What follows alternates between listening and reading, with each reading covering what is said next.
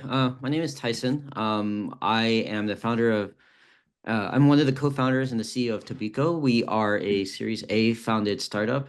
Our company is completely remote, so I'll be talking about that today. I am based in San Mateo, California. I was born in the United States, but my family is from Taiwan, specifically from Tainan. So I actually speak Taiwanese pretty well. Not good enough to do a business presentation, but uh, good enough where people are very confused when I'm in Taiwan. Uh, I started off, I got my degree in astrophysics at Caltech in Pasadena, and then I spent 4 years in high frequency trading. And then I got into product management in 2011. Worked at a number of different companies. The last company I was at before starting Tobiko was Google.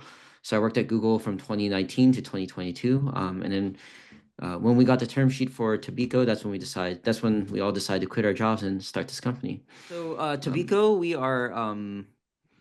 my company is called Tobiko. We are 28 people, all remote. We got started in September of 2022. And so, I'll give a quick overview in terms of what we are. So we are in the data infrastructure space. We are an open source data transformation platform. So what that really means is, if you work at a company, let's say think about Uber, right? You collect all the data, every app click, every website open, everything is tracked, and all that event data is sent to be stored somewhere. And the reason why people collect that data is so that they can answer questions. Well, any question you want to answer exists in that data, but you generally need to do some math to that data to answer your question. And the process of doing math or whatever computation or data cleaning that you need to answer your question, we call that data transformation. And usually the output is nice data tables that answer the question that you'd like. Our co-founding team and a lot of our initial engineers come from some of the largest companies. And that gives us the experience to know how to work with data at the largest scales. We have an open source project called SQL Mesh. And it's really about this idea of data ops, just making it easier for people to manage data. And our commercial product is called Tobiko Cloud. So this is our team. We are completely remote. So I live in San Mateo. Our CTO lives in San Mateo. Besides that, we have a couple people in the San Francisco Bay Area, but we're all spread apart. We have people in Southern California. This is our team. We all got together last March, just a month ago, and we held a one-day conference. And so this is pretty much almost everyone in the company. We're just missing one person. And so as I mentioned, we're 28 people, and you can see it's about 2/3 engineering, and then the other third is go-to-market and administrative. And so this is kind of what our team looks like. And we are truly all remote. We have people everywhere, right? There's no physical office. We have 6 people in Northern California. We got 9 people in Southern California. I have someone in Alaska. I have someone in New Zealand. We have 4 guys in Greece, right? Which is an interesting question. How do you end up with 4 people in Greece? And I'll talk about that a little bit. So in terms of building a team, right? I mean, there's obvious questions here. How do you hire engineers? How do you hire your go-to-market team?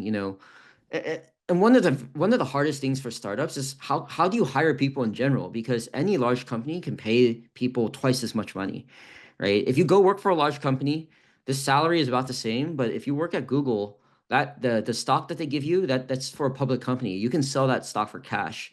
And so it's very different than the equity you'll get at a startup. And then the second part, to being a remote company is how do we stay coordinated despite being fully remote, and how do we communicate as a team? And so this is our team. I believe this is the Databricks conference last year. So before answering the question, at least, how do you build a team? I think it's important to answer the question about what is the goal of a startup. And the way to think about a startup is really, it's a series of step function events, right? When you're given money for a startup, the goal is that you're trying to de-risk the business so that people are confident that you can reach the next set of growth. So really with a startup, it's not a continuous function, right? You don't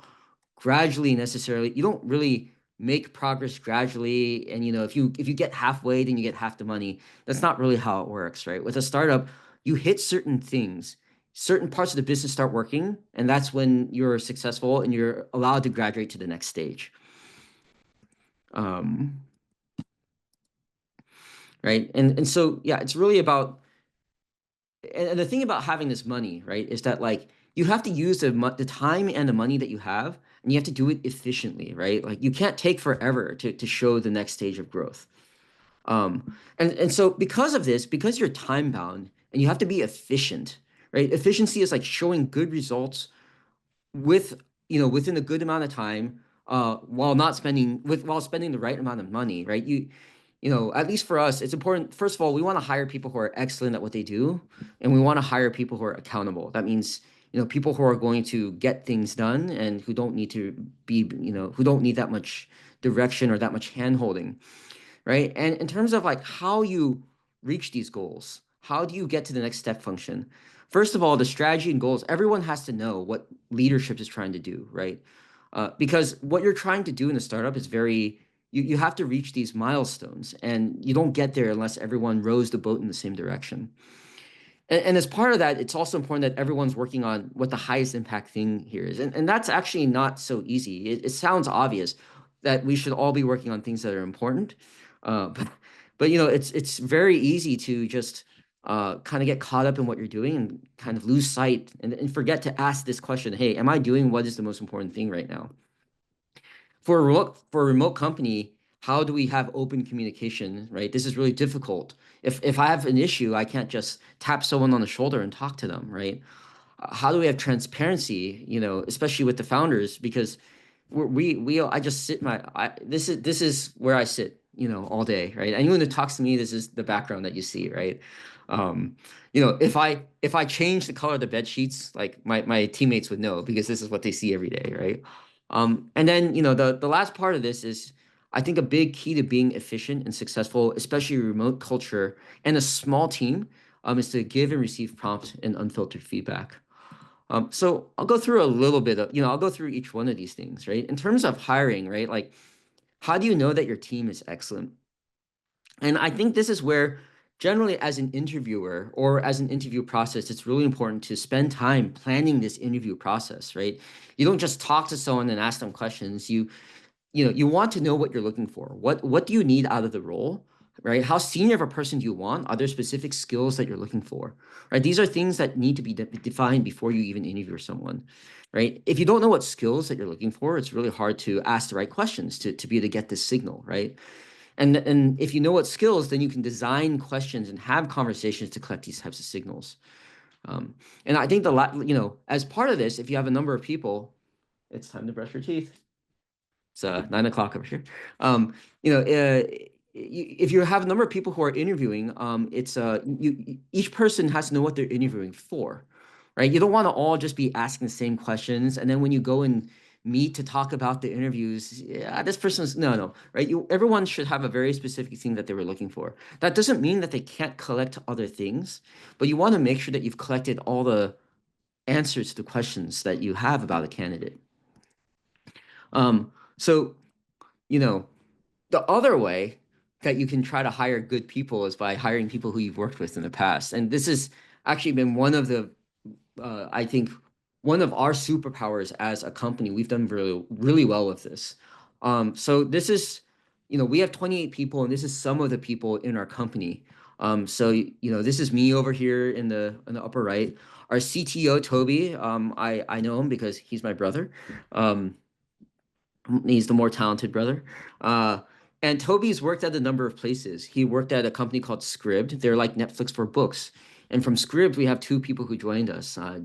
David, who's a software engineer, and Becca, who's QA engineering. Toby also worked with this guy named Nikos, and we'll talk about Nikos in a little bit. After Scribd, Toby went to Netflix, and that's where he met Yaroslav, our third co-founder. And then Ryan, also one of the engineers from Netflix, joined our company as well. And after Netflix, we went to Airbnb, and we got two people from Airbnb, Vincent and Kelson. And Kelson's wife, Caitlin, joined our company as well. And so this, and then the other part, Toby, my brother, he really likes board games, and he has a board gaming website called 18xx.games. It's a really hardcore board game. I wouldn't expect anyone here to have played it, but you can check it out.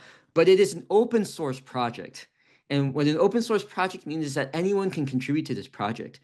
And so as people contribute to this project, Toby can see what their code looks like, and I think that ties into, what Charles and Ray are doing, right? Like, so you look at their GitHub, you kind of know the quality of their code.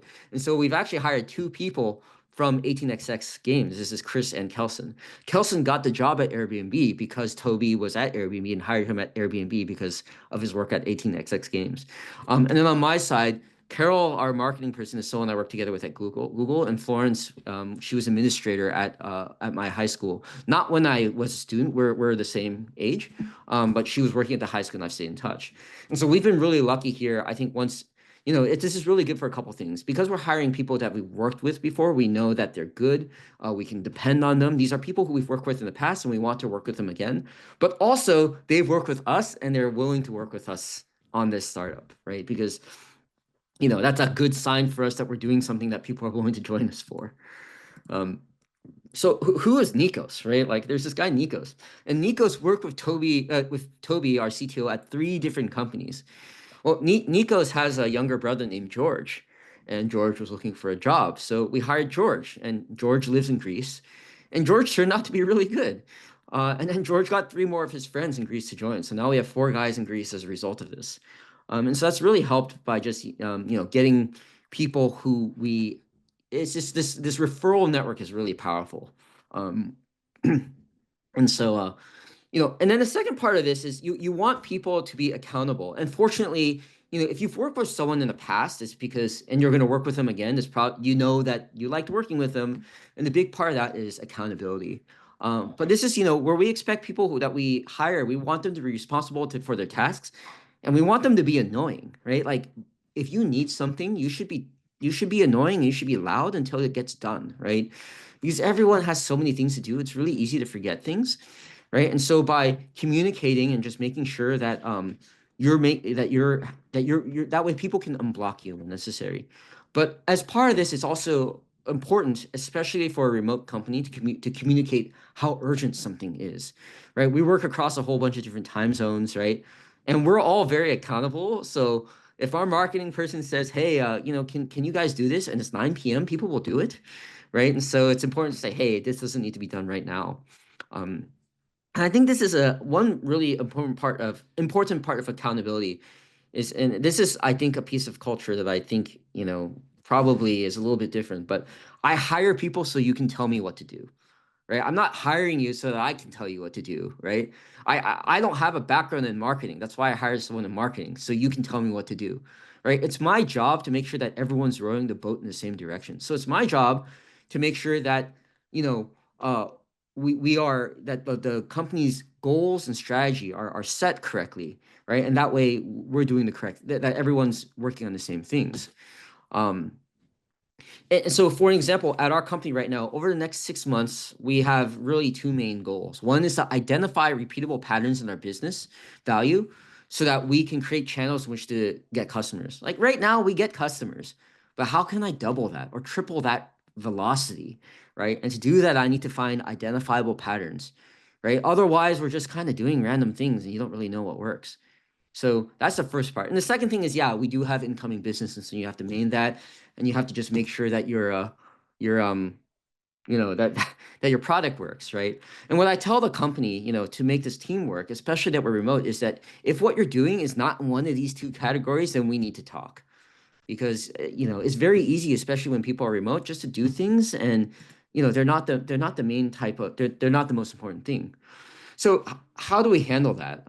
As a remote company, communication is really important. So we have 2 types of meetings. Almost all of our communication happens over Slack, right? If we have a meeting and it's a closed meeting, we put on the calendar, and that's just a meeting between people. But frequently when we have topics and we don't mind that it's open, we just post a meeting link just in Slack channel. And if we do that, it's an invitation. Anyone who wants to join and listen in on the topic, they're welcome to do so. You don't even have to say anything. We don't mind if you just hang out and listen. I don't even care if you just join and just check your emails at the same time, right? But at least it creates more opportunity for people to overhear things.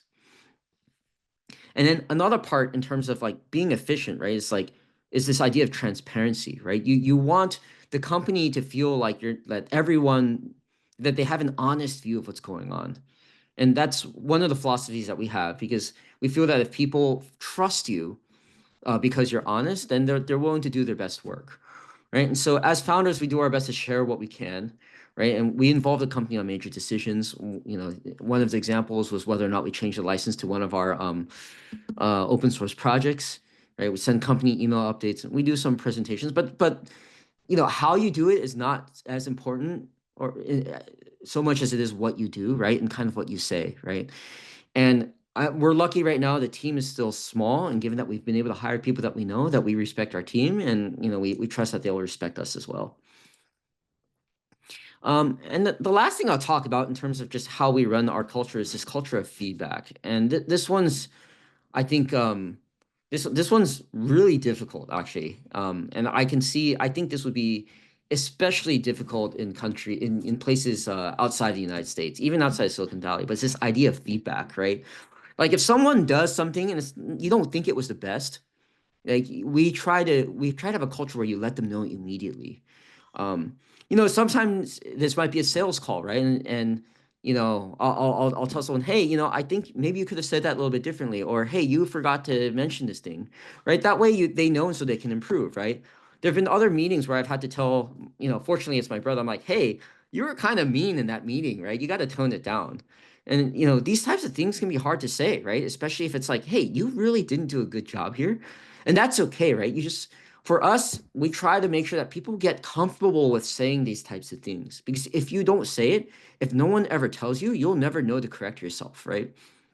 I was reading on the internet, actually. I read too much of the internet. Someone posted, "Hey, yeah, someone at the office, he has really bad body odor. He smells. Like, should I tell him?" Like, you kind of should, right? Because if you don't tell someone, they can't do anything to fix it. And yes, it might be embarrassing or it might be uncomfortable, but that's where, you as a person receiving feedback, you should be respectful of it. You always take and internalize the feedback. Even if you don't agree with it doesn't matter, right? Because like, oh, I wasn't meaning to do that. It doesn't matter because this is how it was received. And if it was received by one person that way, it was probably received by other people that way. And so this is something that we really try to do as a company. And it's really important to be prompt about this. You can't sit on something for a week and then talk about it later because it loses its effect. Anyway, so that's my presentation. I think we'll have time for questions at the end, but I'll turn it back over.